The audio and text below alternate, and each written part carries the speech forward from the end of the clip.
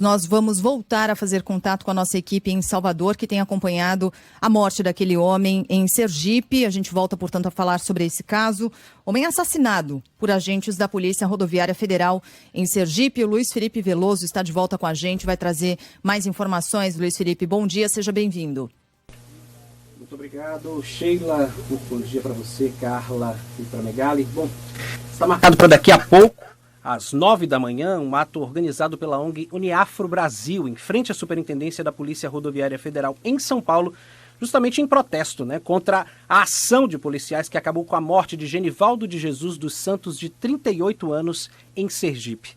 Bom, imagens que circulam nas redes sociais mostram o momento em que o motociclista é abordado por não usar capacete. Ele é imobilizado, colocado no porta-malas do carro pelos policiais que acionaram uma bomba de gás às margens aí da BR-101, na cidade de Umbaúba. Segundo o laudo do IML de Sergipe, Genivaldo morreu por asfixia mecânica e insuficiência respiratória aguda.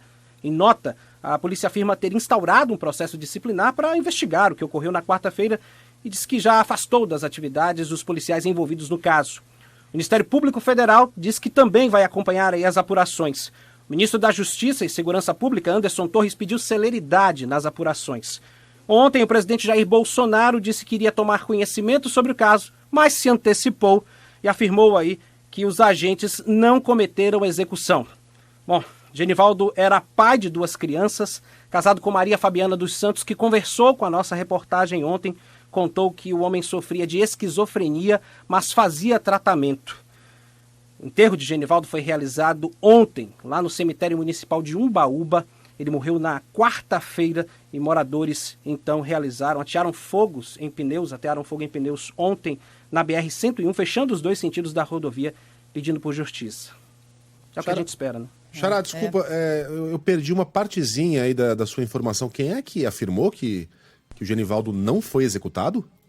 O presidente Jair Bolsonaro ontem, ele disse que iria se inteirar melhor da situação, saber mais sobre o caso, mas adiantou dizendo que ele entendia que não foi crime de execução por parte dos policiais. Mas que ainda ia acompanhar o vídeo, ia tomar conhecimento ele não ainda sabendo. exatamente. Ele não estava sabendo. Aí a gente tem que dar esse crédito ao presidente, porque ele não estava sabendo mesmo e meio que desconversou. Mas 24 horas já se passaram, como você falou mais cedo. Só que depois ele soube. Depois ele se inteirou e não disse palavra a respeito de um crime que chocou o país inteiro. Nenhuma palavra, nenhuma consideração a respeito de um brasileiro assassinado na frente da família daquela maneira tão brutal. Queria fazer uma pergunta para o Luiz Felipe, que é a seguinte, você falou sobre a manifestação que teve na própria cidade, a BR foi bloqueada, pneus queimados e tudo mais. E você falou também sobre a possibilidade de outras mobilizações. A gente está traçando, Luiz Felipe, um paralelo com o que aconteceu com George Floyd nos Estados Unidos, em que o país parou, todo o planeta acabou se mobilizando depois daquele assassinato cruel. Será que isso tem potencial para acontecer no nosso país também? O que é que você está percebendo de movimentação dessas mobilizações até agora, Seria algo localizado? Carla, ontem, durante o Jornal Band News, o jornal local aqui da Band News FM Salvador, a gente conversava sobre isso. Ana Paula Lima, nossa apresentadora, falava sobre isso e houve uma participação maciça dos ouvintes. As pessoas já faziam, sim, essa associação com o caso do George Floyd, lá nos Estados Unidos. E uma das grandes coisas que acabava intrigando boa parte desses nossos ouvintes era aquelas pessoas que estavam filmando no momento, Será que naquele instante não passava o desespero na cabeça de que aquele homem poderia morrer num ambiente confinado, como costumam chamar tecnicamente, submetido ao gás lacrimogênio? Há uma expectativa de que outras mobilizações sim aconteçam em todo o país, mas o que assusta é que com o passar do tempo o tema vai esfriando e a gente acaba não vendo grandes convocações, grandes mobilizações. Tem uma coisa também que é importante destacar, Carla, é que o que mais causou indignação nas pessoas, para além do episódio, foi a primeira nota da Polícia Rodoviária Federal, que de forma imediata disse que não havia excesso na atitude dos policiais, que eles haviam utilizado os recursos que estavam ao alcance no momento. E aí utilizam o uso do gás lacrimogênio como uma atitude, como uma ferramenta não letal. Ontem eu ouvi inúmeros especialistas afirmando, inclusive pessoas que fazem parte de grupos de operações especiais, como o BOPE, por exemplo, do Rio de Janeiro, dizendo que o gás lacrimogênio é uma ferramenta que só pode ser utilizada por quem tem treinamento quando o policial identifica alternativas de fuga para as pessoas que estão sendo dispersadas e não necessariamente para tentar, por exemplo, adormecer alguém, como é o que parece que acontece naquela cena daquele homem com as pernas para fora, enclausurado num porta-malas de uma viatura. Isso é assustador e a gente espera agora mais notícias, mais posicionamentos da sociedade em relação a esse caso, né, para que pelo menos a gente tenha algum tipo de repercussão ou que a gente não tenha que tomar à medida em que alguém fora do Brasil se levante em favor dessa família. E a nossa Polícia Rodoviária Federal é muito valorizada, é muito competente, promove grandes apreensões. Então, quando a gente fala que esses assassinos não representam o que é a PRF, é até uma redundância, mas é muito triste a gente ver que, nesse caso, a própria PRF, como instituição, divulgou uma nota covarde e deplorável.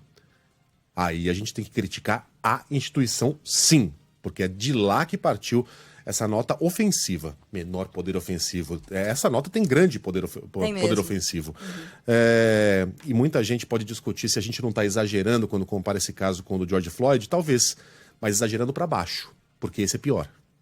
Esse é pior, porque o Derek Chauvin, que é o policial que matou o George Floyd, até pode argumentar, ele estará errado. Tanto é que já foi condenado a 22 anos de prisão. Mas ele até pode tentar argumentar que ele estava ali executando um protocolo. Que aquilo faz parte do protocolo policial para casos extremos. Não faz, tá? Essa argumentação não tem cabimento. Mas é uma argumentação que pode ser usada. Nesse caso, não.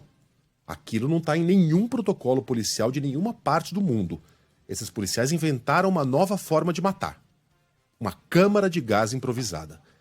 O nosso George Floyd é pior que o George Floyd original. É mais grave. E assim tem que ser tratado. Lá houve consequências. O país entrou em convulsão.